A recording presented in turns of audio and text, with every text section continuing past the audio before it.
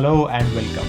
You're listening to Nails and Hammers, a podcast where we talk to people about their journeys and understand how they take decisions and solve problems in their day to day lives. Our guest for today is Aviral Bhatnagar, who is also known as the Junior VC. We chat with Aviral about how he got into venture capital, his decision making framework, his writing process, and finally, his suggestions on building a personal brand. We hope that you enjoy listening to this episode as much as we did, and it's time to listen and learn. Hi, Aviral. Welcome to the Nails and Hammers podcast. So I wanted to start from the very beginning. Can you share a bit with us about where did you grow up and where all did you study? Sure. Thanks for having me. Really looking forward to the conversation. Ayush and I have spoken before as well. Um, so I'm actually in Pune. It's the city I grew up in, and I still live here. My parents live here. I've been living here for I think what 17 years. Yeah, 17 years. In the middle, I just moved to Bombay and Ahmedabad to study, but I've been working here for the last 4.5 years, and prior to that, I was in Pune. I was born in Kanpur. Um, I was there for like 6 months, moved to Jamshedpur when I was a kid, then to Pune, then to Kanpur, then to Pune. And I've been there in Pune since 2000. All right, all right. Me and Kushal were chatting just before the podcast, and he also mentioned that he met you during one of the quizzing events at IITP or IMA, I No, guess. I So may. you, IMA, yeah. So you're into Okay. quizzing as well. Yeah, I am. I mean, I was. The last quiz I did was one we did with our team internally, which was a lot of fun. Uh, it seems like I have not lost my uh, quizzing abilities, but before that, I think it's been what 5 years, 6 years since I graduated from B school. I've not quizzed, but I'm a big like quizzer. The moment I see a quiz, I will do it. So I've been following quizzing with the comedians, like every episode, doing all of them Nice. without fail. And I do decently well. I think I would have qualified in all the rounds Uh, even now.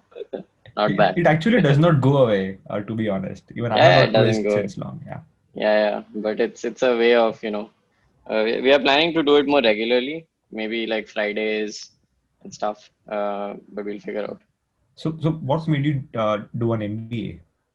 I think somewhere in my second year, I did an internship uh, in physics in a company, and I realized that I don't want to be sitting in front of a computer, not talking to people, running algorithms, right? So that basically was the inspiration for me to, realize that, I'm not going to do physics long term. I was studying physics actually.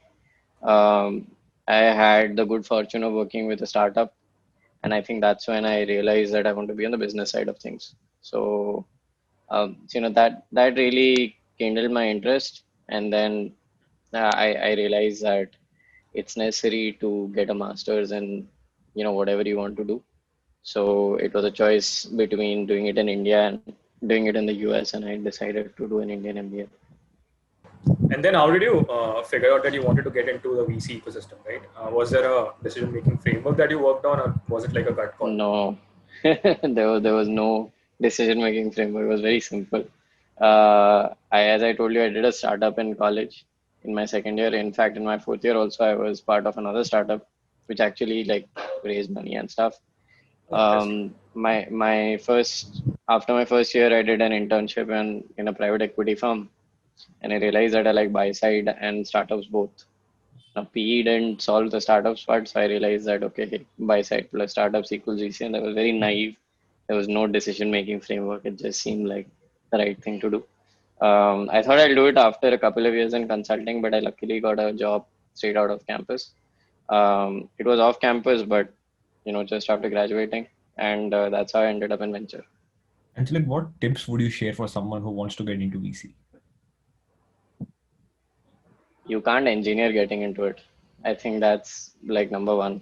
A lot of people think that you can, uh, work your way into it. Uh, I honestly think like the analyst programs are quite structured, but after that, it's a bit like anybody's game. I think I think what is really important is you should have a very innate curiosity about the startup ecosystem. That's like super important.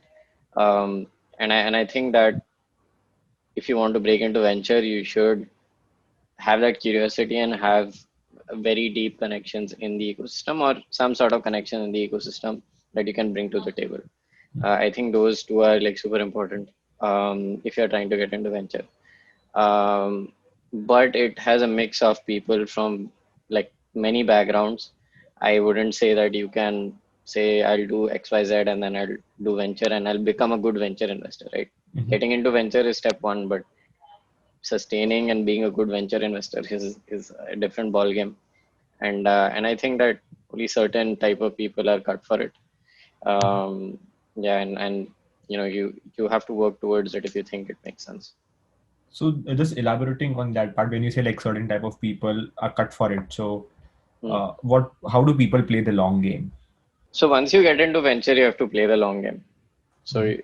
like I decided that I'm going to do this for 10 years at least, right? At the end, maybe I'm pretty shitty at it, but um, but that's how you will know whether you're decent or not, right? And I think that I am lucky to have gotten in at a very young age. Generally, people enter venture in their early 30s, right? After they've done like one cycle of either consulting or startups or banking or tech or something like that, right? That's how people start in venture. So by the time people on average start in venture, I have already got like 5-10 years of experience. I think the you have to commit in the long term to do venture. Otherwise, you will never know if you're good or bad because cycles, firstly, are pretty long, and the second is that they take time to show. And it takes 4 to 5 years to even tell whether the startup is doing well or not. So I think that you have to commit once you get in. And so whenever anybody asks me, how do you break into VC, I'm like, do you actually even want to do it? You know that you have to do it for 10 years, right? So if you're not, then yeah, it doesn't make sense. It's a lot of people don't have that clarity that it's a long game, and I mean a lot of people outside world are excited about how to get into the VC ecosystem. I mean, just Yeah, just following up on it's that, it's cooler than it looks. yeah, Yeah. absolutely. Just following up on that, what do you look for when you're evaluating companies and investing in them? And do you remember your first deal, how you discovered them, what was the first conversation like, and then the first the the process? first company I discovered was Unacademy. Uh, Gaurav will also recall we both were Quora top writers. We didn't invest, Yeah, otherwise, life would be very different. That was the first opportunity at Source, and it was very random. Uh, Gaurav had asked me if I'd want to be an Unacademy educator because I used to write on B School and on Quora. Yep. Then I had just joined a new venture firm, and I was like, boss, मेरे को तो startup source करना है. And then I'm like, this is interesting. I asked him, why don't we chat and send me a pitch deck and stuff. So it turned out to like we flipped it. But we didn't end up investing, and rest is history for him and me as well. Good history for him, bad history for me. No, but I mean, it's a fantastic story in 4 or 5 years.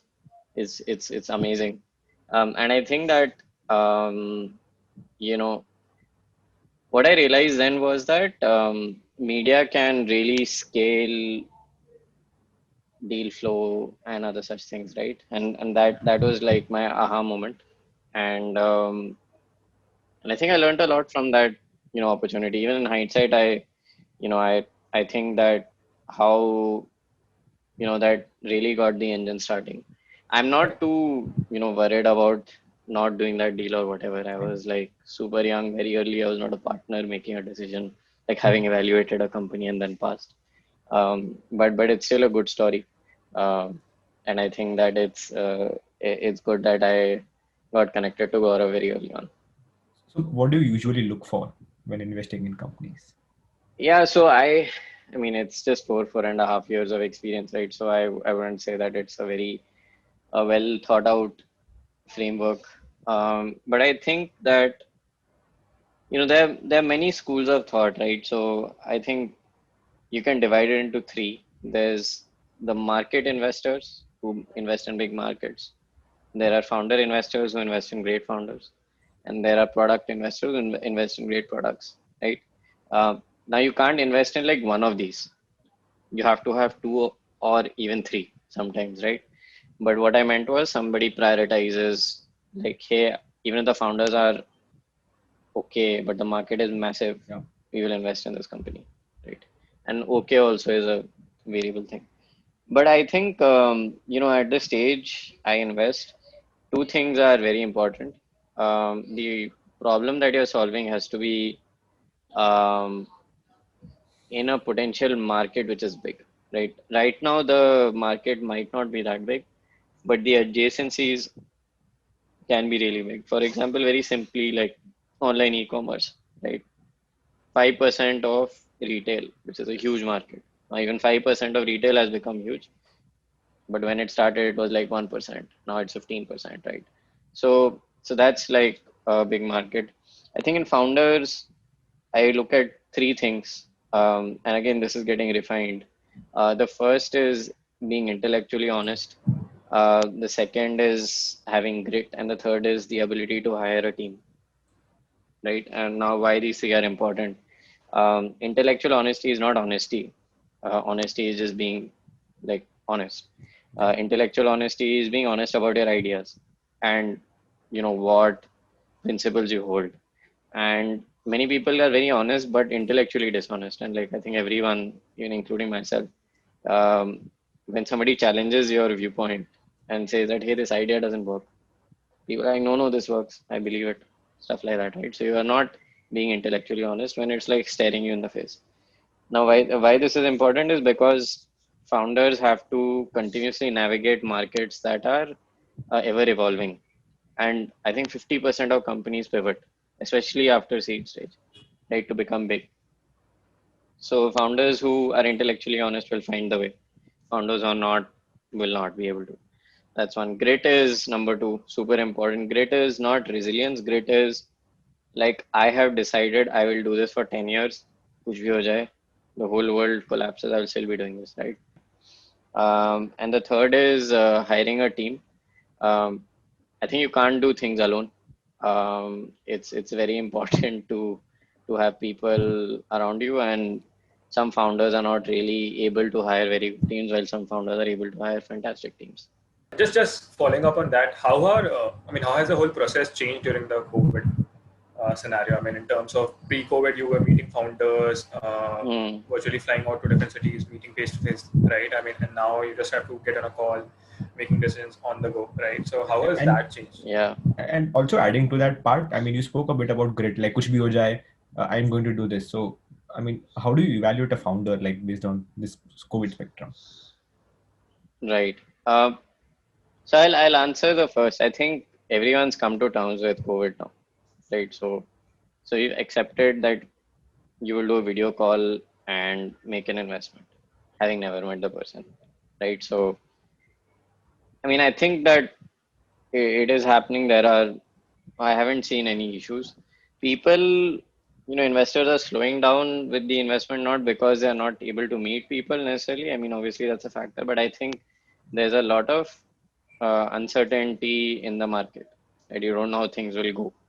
And a lot of categories are still going to play out. Even in edtech, for example, people are wondering if investing at a high valuation makes sense, because a lot of things might revert to the mean. So I think that really is slowing down some folks. Some folks have really accelerated. Uh, it really depends on the strategy when they want to buy into companies at really attractive prices. And both are happening. So I think that it's kind of splitting. I mean, just following up on the grit thing, you Hmm. mentioned that you look for founders who, I mean, who would like do things irrespective of what happens in the world, like whether the world collapses Right, or not. So, right. so, so what's your decision-making framework in such situations? Good way to understand grit is, I think your conversations with the founder are very reflective of how they behave, and there are very small things that can be indicators. For example, how they respond to stress, how they respond to difficult situations, right? We also do reference checks in a very big way. Talk to people who they have managed or have managed them or have worked with them to get a good sense of which different situations they have experienced and how they react in those, right? And that's like very important to actually understand how founders behave. And what are investing trends going to be like post-COVID? I don't think I know the answer. I don't think anyone knows the answer. Nobody knows. Nobody But knows. there, I there, I I I I just think that most people are sticking to the same themes, right? right, A lot of people have, I mean, kind of over-indexed on some themes that they believe are positive. But honestly, I don't think people are like, oh my God, this is a new category completely that has been created out of COVID and let's just double down on it. I'm not seeing anything like that. I'm just seeing like, oh, edtech is hot, let's get into it. Oh, remote work is hot, let's get into it. Oh, direct to consumer is hot, let's get into it. Oh, travel is bad, let's stay away from it. That's it. It just like, recalibrating themes, but a lot of people have not really changed that much. Like people have not started saying, oh, let's invest in biotech or something like that. Um, yeah, so I think the themes are just playing out um, slightly accelerated or decelerated, but it's but not that different. right, but then there are areas like due to the app bans, right? I mean, there's a massive market of 200 odd million users which were on TikTok, right? Now there are a bunch of these companies which have popped up in these space, right? And a lot of Hmm. investors are investing in these areas, right? I mean, do you think this is here to stay, or this is just a So fad and that a is trend? not a, I mean, that is a, I think that's a, I would say force of uh, regulation or law issue. it's Yeah, it's less of like a force of nature, which COVID is.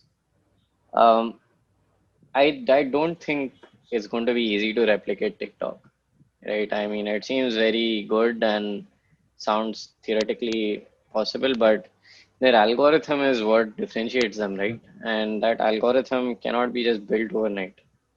They have optimized it for years over millions, even billions of users yeah. with like gazillion interactions, right? And it was the algorithm that really worked for them. Very difficult to just like create short form videos and then solve it, right? So I know a lot of investors are investing in that category, but I don't know. I don't know if it is long term differentiation, and if TikTok gets allowed again, what happens? I would actually think a lot of people start going back to TikTok. We just wanted to talk about a bit about your anti-portfolio, and Unacademy was a big company, right? That you missed on. Yeah. Any other names that you want to share that you had an opportunity to invest? Yeah, I mean, I'm not that seasoned to have an anti portfolio, right? And I'm now at a stage when I can contribute to decision making in investments. I mean, earlier I think it would just be a partner who takes the call. Um, I think few companies. So Unacademy would qualify as one, but I think the one that was really big for me was this company called RainCan, which was a milk subscription business. Diligenced it for very, very long, like 6 to 9 months almost. Founder is a really good friend. Um, and then we didn't invest, and Big Basket acquired them 3 months later for like a really high price. So it would have been a good bet, but we didn't do it. And I think that qualifies as my like biggest anti portfolio. Although it's not like a multi-million or $1 billion outcome, it still was like pretty big. In acquisitions are still very rare in the Indian ecosystem. Very, very few people actually get exits. It seems like a lot of people are raising money, but very few actually liquidate their holdings and make money out of their investments. So that would have been a big one, I think. So just following up on that, I mean, how do you think in bets? Like, how do you think whether your decision making process was correct or not after the outcome happened? I think we are in the business of predicting future outcomes, and it's just impossible. Right? Nobody knows, right? So what we will do is, and I specifically, is that we have a set of hypotheses on various parameters, and say these are our hypotheses, these are the risks. Let's see how it plays out, right? Now, how you have to tune your model is either you missed a risk, or you under indexed on a risk, or you over indexed on a positive. Those are the things that you actually calibrate. For example, you thought the founder was really good, turned out to be really difficult to work with, right? Why? So you try to break that down. Or you thought the market was really big, but turned out to be like pretty small and you're very early, right? Why did you think that? Right? So you start with a model and then you keep optimizing it, right? And everybody has a belief framework or a set of principles. That's what they call it. Like these are my principles, and I will keep like modifying and tweaking them based on the response. And that's really how you build a decision making framework. And I know for a fact that you're moving out and you're joining a new fund, but would we ever see you on the other side of the fence as a new starting up? Uh, I don't know, man. Yeah. So I've stopped giving certain answers because I really don't know. Uh, I mean, how when this became very clear to me in my second year with a friend of mine who made me realize that you should go with the flow in life, right? And what that means is not being lazy, but just working hard and seeing what opportunities come to you and make the most of them, right? And it could be anything, right? Like, for example, when I wanted to join consulting just out of undergrad, I wanted to be like my whole journey is strange. I wanted to be a physicist, then I wanted to be a founder, then I wanted to be a consultant, then a banker, then I ended up in VC, and all in the span of like 3-4 years, right? So if you would have asked me and you would have thought I'm crazy, in 4 years I've switched like five things in my head. But you're making decisions based on data which is changing very rapidly, especially at that age. And I think like there will be some phase in life when you start making these very important decisions and then you change your approach to life, right? So I think for like the next 5 years at least, I'll be doing venture investing. So now we want to talk about your writing a bit. So what's your writing process like, and how do you figure out what works and what does not? I think every channel has a different tone, right? Um, I understand Quora really well, but now Quora is crap, so I don't write there. I understand LinkedIn really well. I write there. I don't understand Twitter at all. It's extremely high engagement. Not for me. That's all. I know a lot of people really utilize the platform. In my head, actually, all social networks are crap. There's not one which is useful.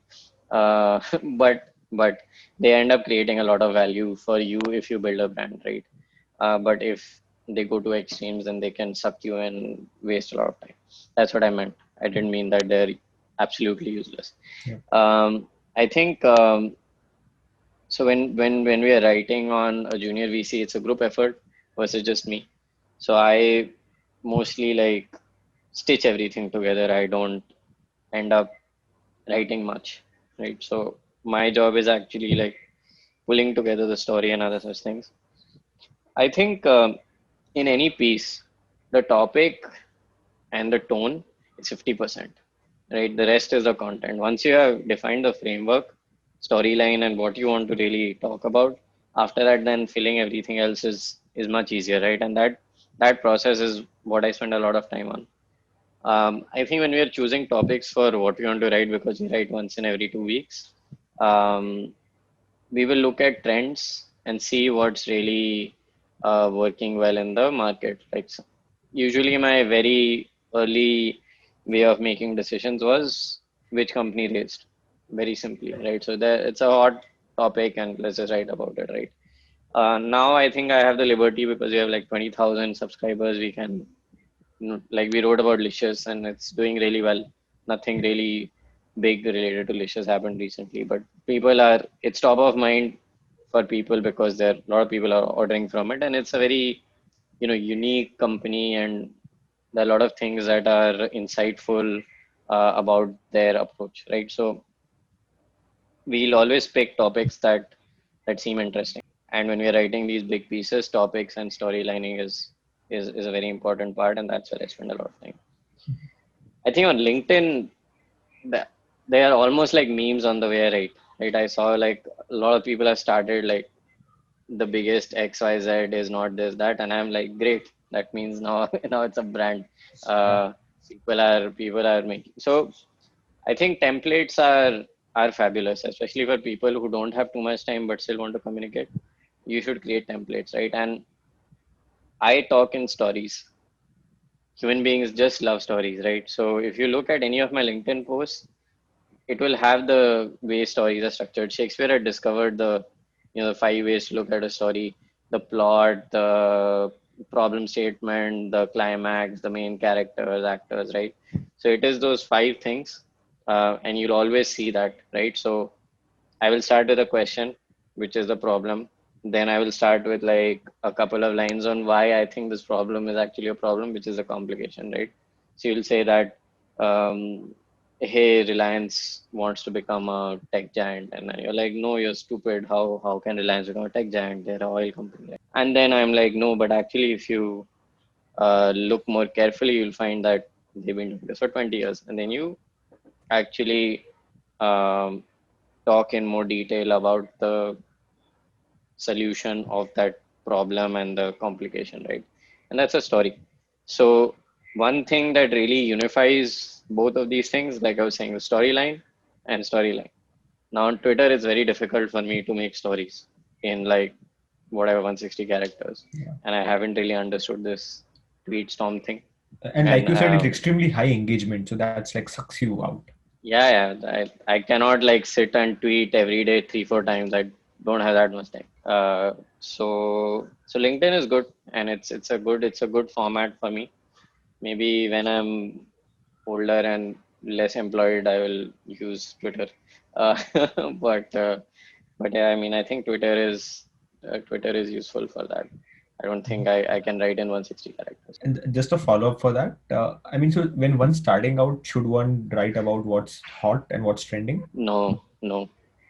When one starting, I mean, always. I still don't write about what's hot and what's trending. I always write about what I know, and then like there's a consideration space of what I know, there's a consideration space of what is hot, and then there is some like commonality, and I'll choose a topic like that, right? So for example, what is hot is Sushant Singh Rajput.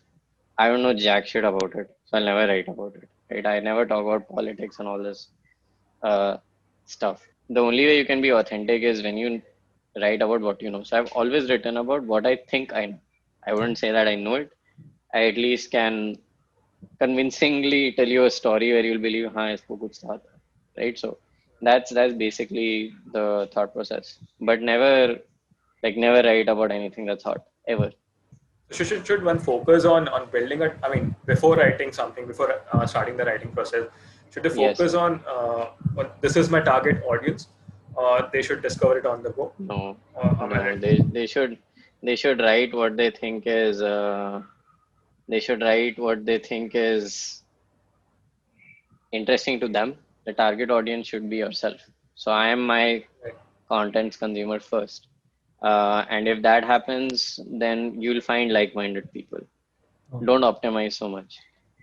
Because sometimes, I mean, if the target audience does not respond, the writer gets demotivated a bit, and then they might not You should continue. not. So, Why should you get demotivated? If yeah. you're writing for an audience, right? I never write for an audience. I've Right. never written for an audience. I write for myself. Very few publications have been able to do it very successfully, right? Even if you take The Economist, which I think is like the pinnacle of, I love what they write. They still are focused on a particular way of thinking, right? They'll be left-leaning, liberal, right? You'll never expect conservative stuff. So they are also catering to an audience, right? I know I'm also catering to an audience, but I think when you bring money into the mix, especially as a young company or a young whatever publication, you start writing for monetary aspects, and then you can devolve into like a masala magazine, which you don't want to in the startup ecosystem. Interesting, interesting. So you started writing in your college, right? And you used to be super Hmm. active in Quora. Yeah. I just wanted to know when that shift happened from Quora to AGVC, how the whole AGVC journey started, and what was the idea behind it? So I think Quora to LinkedIn to AJVC was the way it progressed. Um, it was very natural. I did not really optimize. I think I started this small blog on Quora called Life of a Junior VC because I'd started living the VC life. So I was just like putting my thoughts, and I would actually just talk about the things I had read, nothing else. Then somebody suggested that, hey, you know what, your reads are interesting, but I am not on Quora. Why don't you start an email list? So I started an email list. I got 10 subscribers. I was very happy. Even though I had like some, I think 70, 80,000 followers. But those, 10 people who gave their email ID means a lot. Like itna friction they followed, right? Google form Right. पे जाके ऐसे किया था. Yeah. Then that became a junior VC that started picking up. Then some other reader, was pestering me almost for like 6 months. Boss, start a website. I'm like, I don't have bandwidth. I can't do it. I can't do it. One day I finally gave in. That's when we started the team. And now, we have like 14 members, podcast, concepts, community, tons of things happening. And yeah, it's pretty good. I mean, I'm quite proud of having built something on the side. I remember, I think, and correct me if I'm wrong, when you were writing it on it your own, it was Hmm. pretty much, I think you were writing an article a week or so. And I think Yeah, post you built your team, it's somewhere around, I think, couple of times a month, right? What has happened right. when, how, and why has the frequency decreased post hiring a team, like post building a team, rather? Yeah. So nobody's hired. I jokingly refer to us as Amul. We are a cooperative. We hardly make any profit. Right, Like 1-2%. right, There's right. just no top line.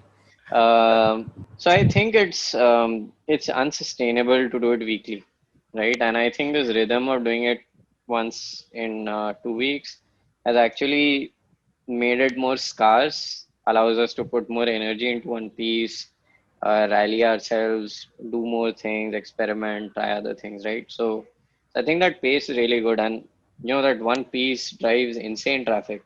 I'm like, we have 50,000 users every month on two pieces. Wow.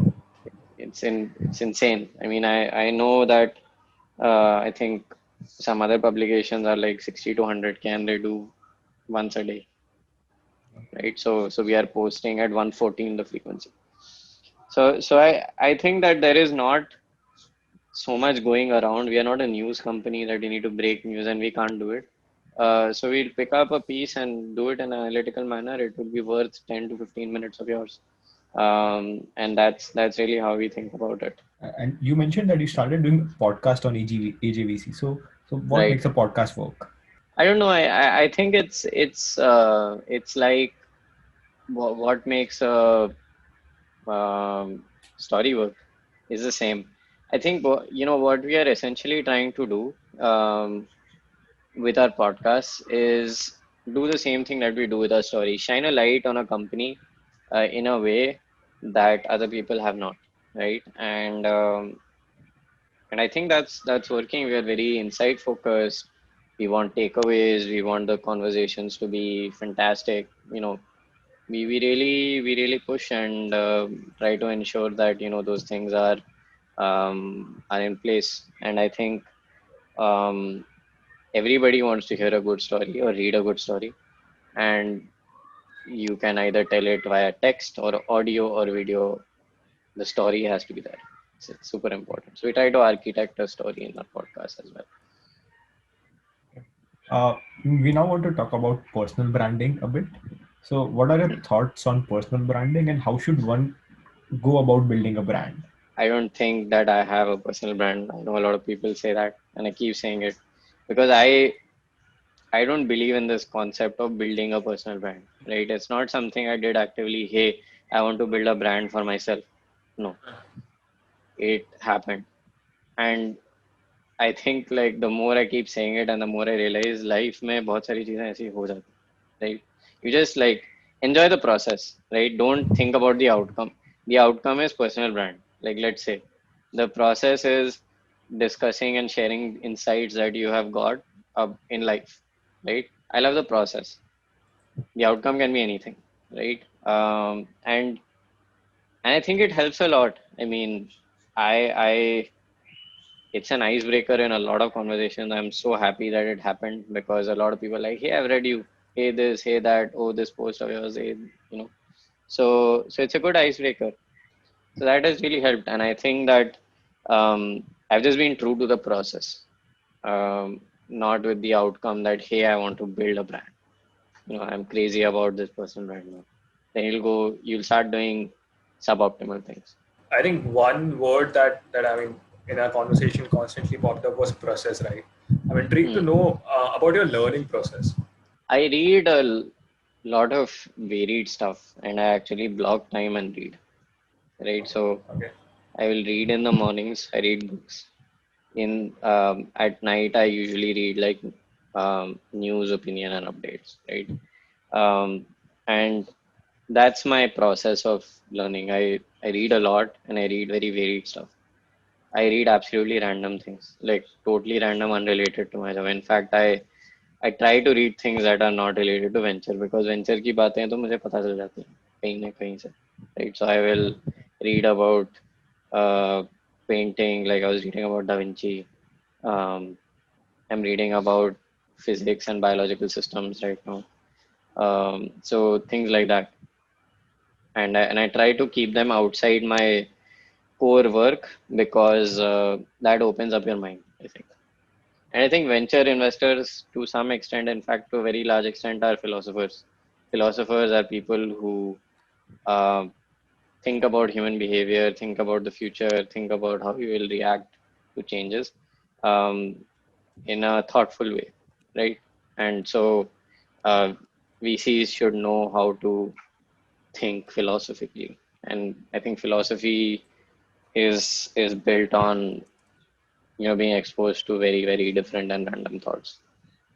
How do you unlearn things? Have an open mind. I think in venture you have to be like constantly unlearning.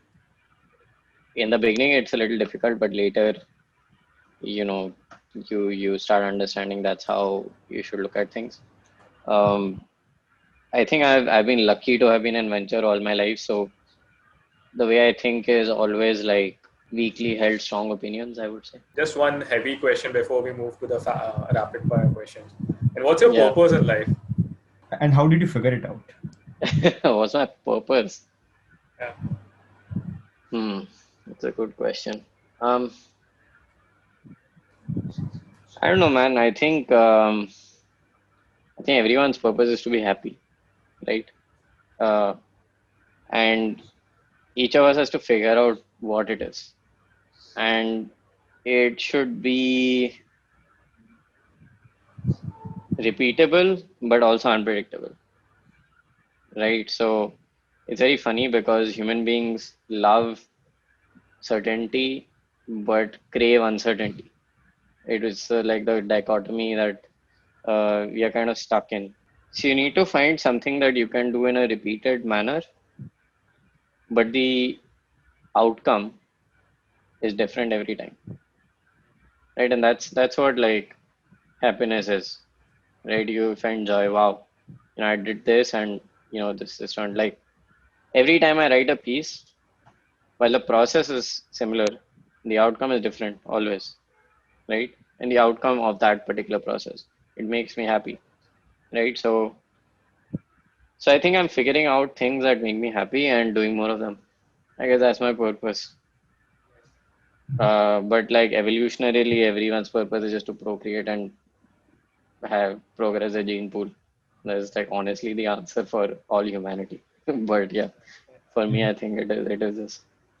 All right, let's move to the rapid fire question. We have a few rapid fire questions. So whatever comes to your mind, just without even thinking much, you just have to go for it, right? Sure. I mean, so the first question is, where do you see United finishing this season? Fourth. Fourth. Yeah. All right. IITB or IMA? In what context? In whatever context, if you had to choose one. I mean, like, see, I'll tell you, my heart is in IIT Bombay and my mind is in IMA, right? So I don't know. Both have influenced me. Okay, let's say if I had to go to one of them today, I'd go to IMA to visit. If I had to be with people of one of them, I'd want to be with IIT Bombay people. I think it's very clear in my head. I was saying, any interesting hobby that you picked up during COVID?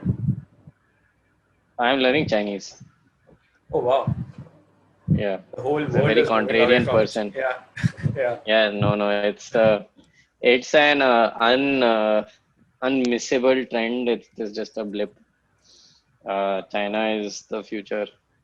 It's nothing that's going to stop it. And I think that's what I have been thinking as well. Like, I mean, Mandarin is going to be a big thing going forward. So I'm learning Chinese. Very tough language, but I understand a little bit now. So yeah, I'm doing that. I also started cooking, which I never did, but a bit decent apparently, which is very good for my family. Where they're like, oh, now you cook. Why don't you Oh. cook? I cook. Does your mom allow you to enter the kitchen? Yeah, for sure, man. Yeah. Everyone in my family cooks. Nice. Yeah. So, what should all first-time founders know about raising capital? Raise it when you need it least. I mean, one last quick question. I know you might.